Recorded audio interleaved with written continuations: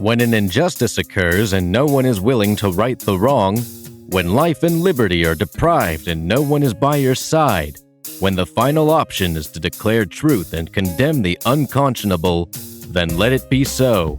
This is the mission of YesToHellWith.com.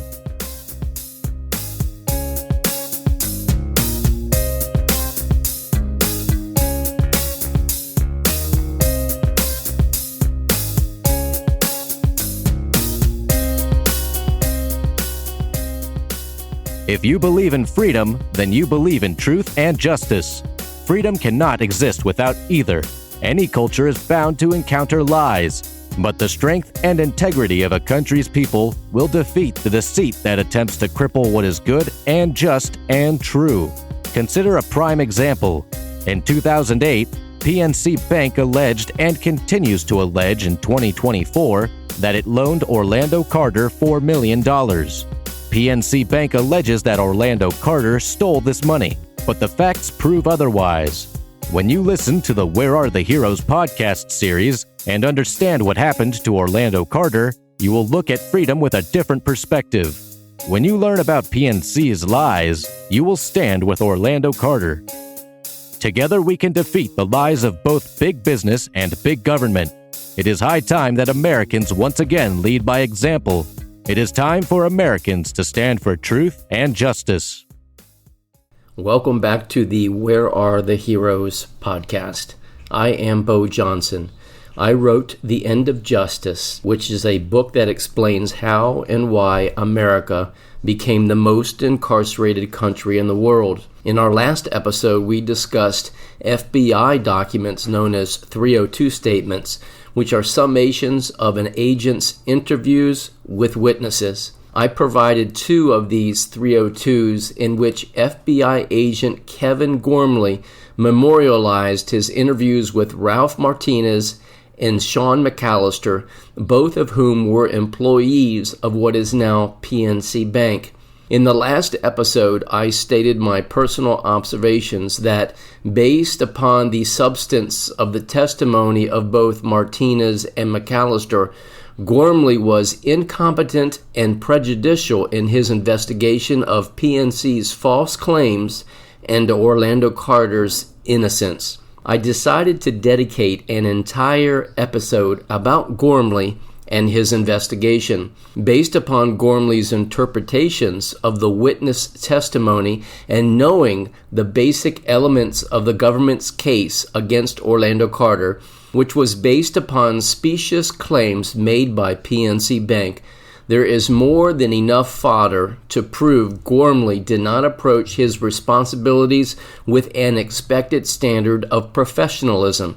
In fact, I will state without reservation that Gormley was never a serious agent from the very moment he began this investigation. This brings me to an important point. In my book, The End of Justice, I offer a fundamental belief that the titles people use to make unspoken representations of themselves to the world is a flawed practice. Whether someone is a lawyer, an FBI agent, a pastor, or a doctor means nothing in and of itself. Rather, people have more credibility when portraying themselves by their words, actions, their character, and integrity. A doctor is not a doctor when he amputates the wrong leg. For our purposes, an FBI agent who never challenges the false claims of a billion-dollar bank is not a professional. Let's take this a step further. Since the United States of America is the most incarcerated country in the world per capita, we should inherently hold judges, lawyers, and detectives accountable for this infamous title. Not only are Americans incarcerated at a higher rate, they inherently have much less freedom. People do not consider this perspective, but there can be little doubt about the conclusion. An incarcerated country is not a free country. In the case of Kevin Gormley, if he did not investigate PNC's claims that Orlando Carter had a $4 million loan obligation, then he should be deemed anything but competent. I shall establish this assertion by asking Kevin Gormley some basic questions. Mr. Gormley, did PNC Bank claim that Orlando Carter was liable for a $4 million loan in some form or fashion? What is a loan? Is a loan a basic transaction in which one party provides money to another party for an extended period and to be paid back with installments at a rate of interest? What is a guarantee of a loan? Is a guarantee when a third party pledges to pay for a loan for another party in the event of default? What is a lease? Is a lease a transaction in which one party provides something to another party in exchange for frequent payments? Mr. Gormley, can a third party guarantee a loan? Can a third party guarantee a lease? As the investigator, did you ask PNC Bank for proof of the $4 million loan obligation? Did you ask any other federal agency like the Departments of Treasury or Commerce for proof of the loan? Did you ask Orlando Carter for proof of the loan obligation? Is it reasonable to conclude that the only valid reason for PNC to submit a suspicious activity report to the government was because bank officials could prove that Orlando Carter stole $4 million? Is it equally reasonable that PNC Bank submitted this suspicious activity report and alleged that Carter stole the money in order to hide a violation of banking laws? Shouldn't you have challenged the premise of any criminal allegation by weighing PNC's motives? Isn't it true that PNC Bank created an advantage by hiding its internal problems concerning a very public transaction and blaming a citizen for something he did not do? Had you discovered alleged proof that Carter had a financial obligation to PNC Bank, would you not have had a responsibility to verify that alleged proof based upon 1, federal law, 2, Ohio law, or 3, confirmation by Mr. Carter and his corporate records? Are you aware that banks require that a corporation or LLC provide resolutions when entering a significant financial transaction? Did you request the corporate resolutions from Mr. Carter? Did PNC Bank ever require these resolutions from Carter? Could it be deemed correct in retrospect that you did not investigate PNC's false claims against Orlando Carter, that you did not request certified and authenticated bank records which proved or disproved the existence of the $4 million loan obligation, that you did not seek the assistance of another federal agency, that you did not request a forensic financial audit of the allegations? Mr. Gormley, had you conducted a competent and comprehensive preliminary investigation, isn't it true that you would have mitigated the need for further investigation?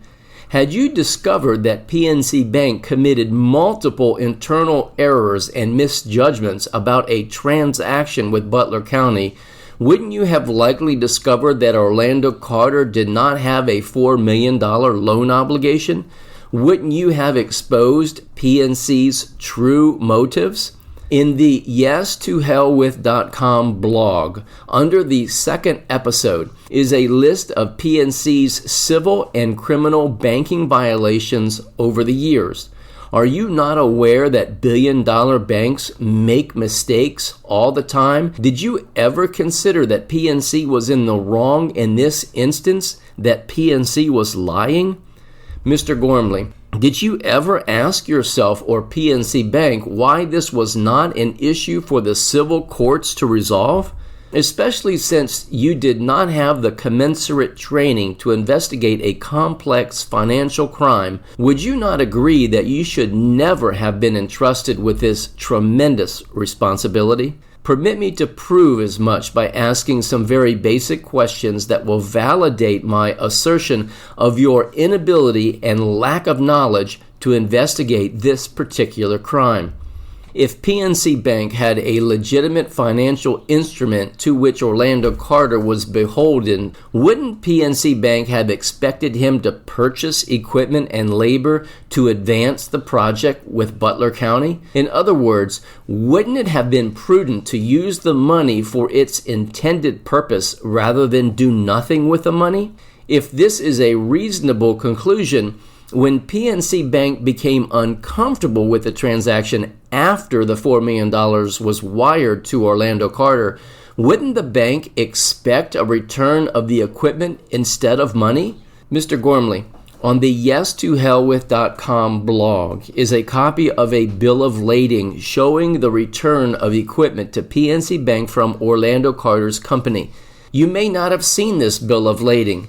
However, wouldn't the return of 31 pallets of telecommunications equipment serve as proof that PNC Bank received a return of the $4 million? Doesn't this bill of lading prove PNC Bank was made whole less any cost of labor and the devaluation and depreciation of the equipment? Given the facts as we know them, and without looking at the 302s for Martinez and McAllister, Mr. Gormley, isn't it transparent that PNC wired Carter $4 million and at a later date PNC received 31 pallets of equipment in return?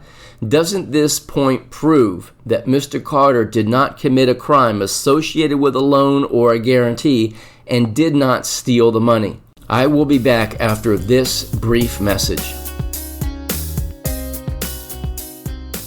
When you support our sponsors, YesToHellWith.com benefits.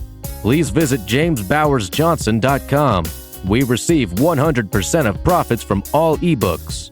When you purchase paperbacks and hardcover books, Yes to Hell With receives a minimum of 10%. YesToHellWith.com, and may truth reign supreme. Are you looking for a quality gift for that special someone? Visit JamesBowersJohnson.com and buy the classic to be, Why Does the Moon Chase the Sun? This book reveals the very first battle between good and evil. When you learn why the moon chases the sun, you will be saddened and inspired at the same time. Buy this ebook today and read it with your children and grandchildren. They will be spellbound. And don't forget, Yes to Hell With receives all proceeds. Thank you for your support. YesToHellWith.com, and may truth reign supreme.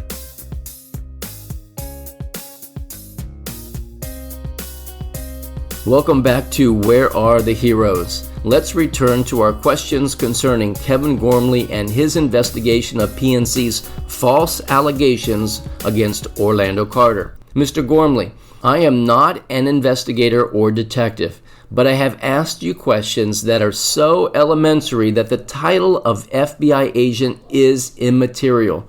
Based upon your character, integrity, and common sense, why didn't you conduct yourself as a professional? Is it because you had other motivations? Do you have a prejudice against black people?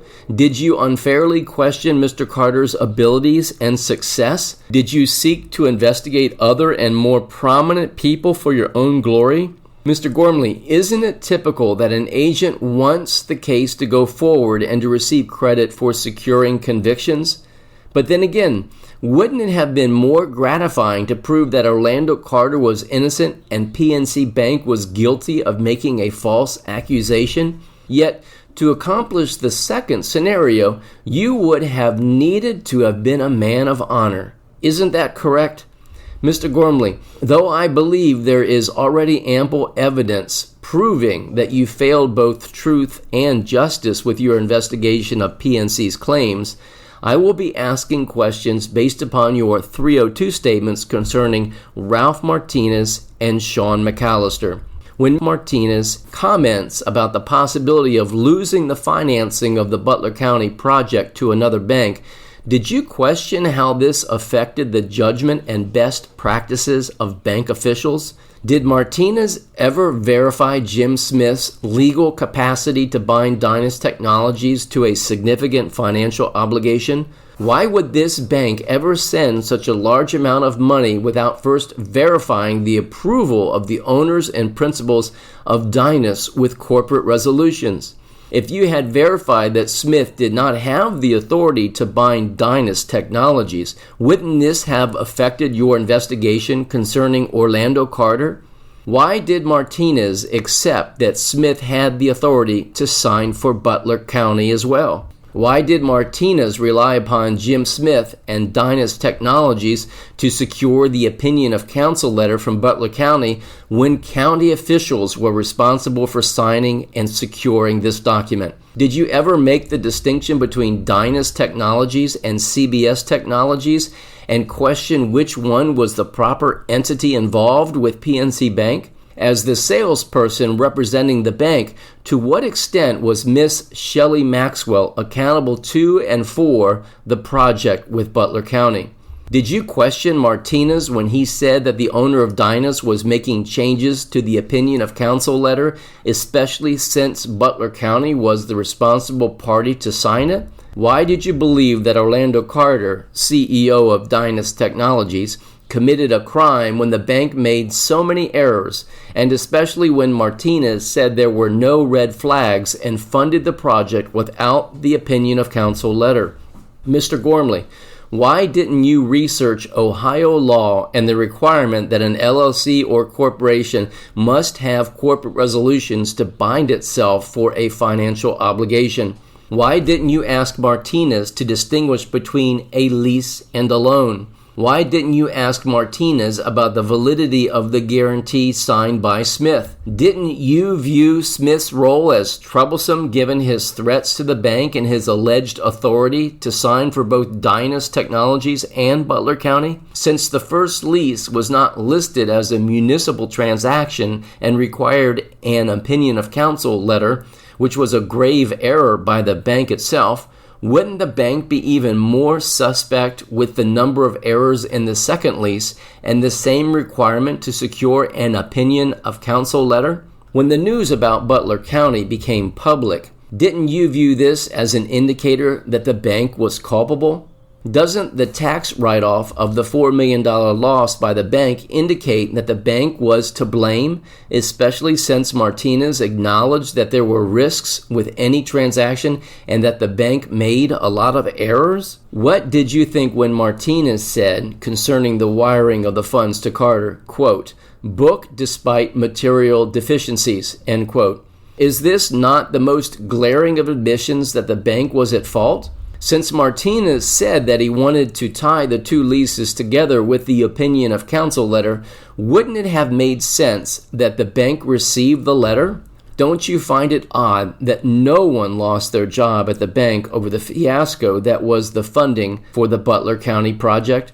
Given that McAllister can be deemed an expert with municipal leases, and since he knew there were problems with the first and second leases with the Butler County project, what did this tell you about the competence of the bank and its employees? Did you not ask McAllister why he did not speak with Butler County for 2 weeks knowing that the transaction was flawed? Did you question that at least 4 documents in the transaction were either not standard or unusual? All the while, PNC Bank did not have the one document that was required, the opinion of counsel letter. Meanwhile, one document known as the First Amendment was considered unusual, but it would combine the two leases since it was designed to, quote, "correct deficiencies with the first lease," end quote. Mr. Gormley, did you not consider this peculiar? Let's now review the 302 statement concerning Sean McAllister. Why didn't you challenge McAllister about Dynas Technologies having the opinion of counsel letter for 10 days without getting it signed? Wasn't Miss Maxwell the sales representative for the bank and Butler County, and wasn't she the responsible party to get the letter signed? What did you think when both Mike Fox and Kay Rogers, officials of Butler County, stated that the opinion of counsel letter was with Mr. Piper at the county's legal department? Did you challenge Mr. McAllister about the final receipt certificate, which indicated that all documents were on hand and the deal could be funded? Given that the salesperson told McAllister to contact Rogers about the opinion of counsel letter, didn't this tell you that Dynas and Orlando Carter were not the responsible parties? Given that McAllister informed Martinez about his conversations with Fox and Rogers, and Martinez responded to him that the project would be funded without the opinion of counsel letter, didn't you hold the bank suspect, since the bank alleged that Carter committed a crime? Did you question McAllister about the letter to be signed by Dynas as the basis to fund the project? From a detective's perspective, what was the legal and financial significance of the letters signed by Smith? Was it a binding legal document?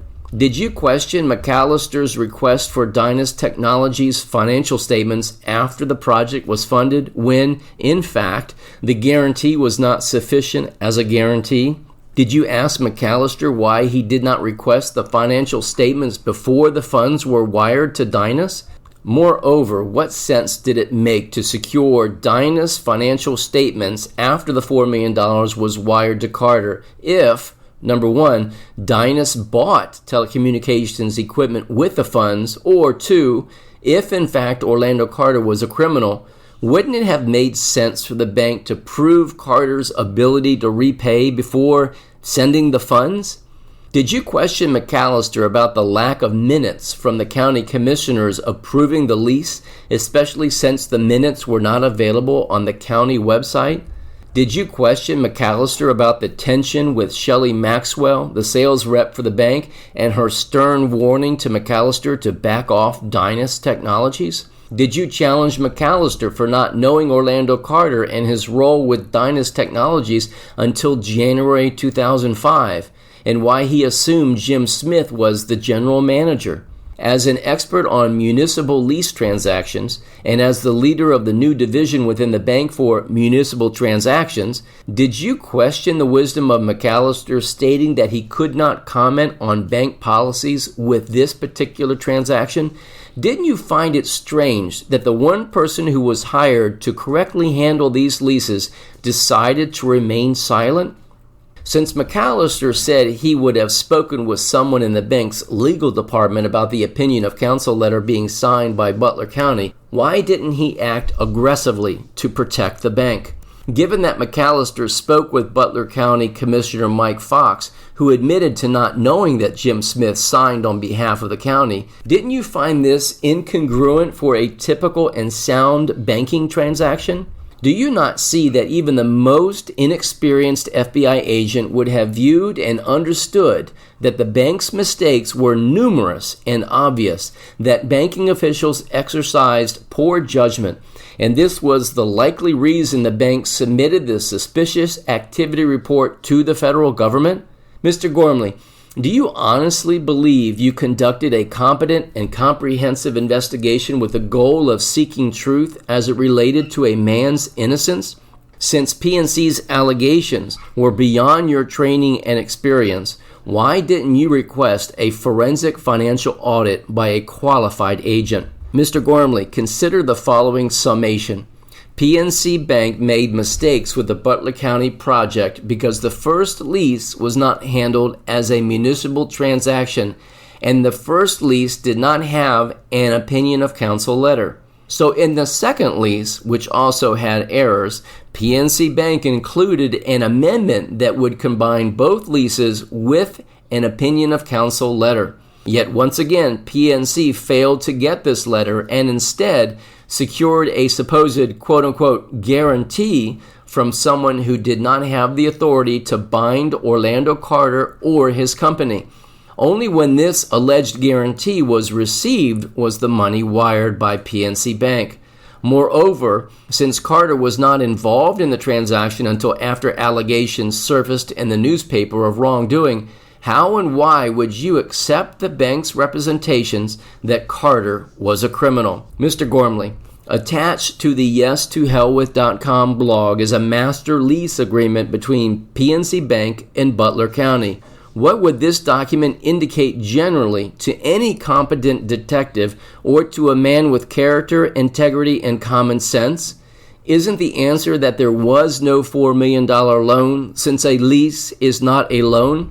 Attached to the YesToHellWith.com blog is a release of the master lease agreement that was filed in the Butler County Court of Common Pleas.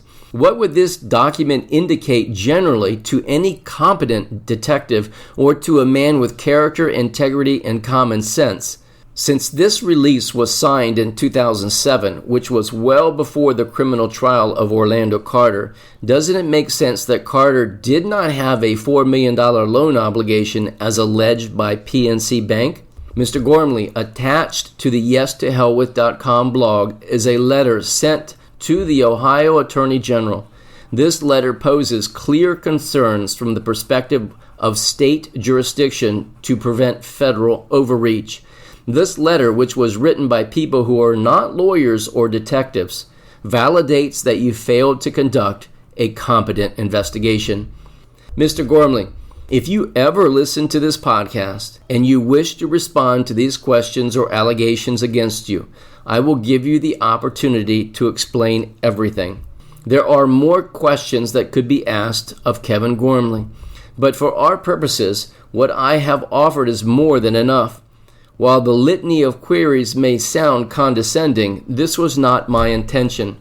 However, I will not hesitate to state the obvious. Kevin Gormley did not serve as a professional FBI agent in the case against Orlando Carter. Rather, and this must be acknowledged given the cultural decline within the FBI over the last 2 to 3 decades, Mr. Gormley reflects and is the embodiment of the moral decay within this once honorable and effective agency. It could be stated that the FBI is now a collection of egos from the top down, with each egocentric unprofessional concerned about his own glory, regardless of the truth. Ironically, Gormley had the chance to be a hero by determining the truth and by answering basic queries at the start of his investigation. But he ignored these fundamentals. He did not challenge PNC Bank, just as he did not ask for assistance from other agents with the requisite knowledge and experience. The result was tragic. Gormley forwarded false accusations that Orlando Carter was obligated for a $4 million loan obligation, which was not possible according to federal agencies, PNC Bank, and Ohio law, not to mention Orlando's own testimony. This is no different than showing Gormley a drawing of a sunrise and him choosing to see a dark storm advancing upon a village.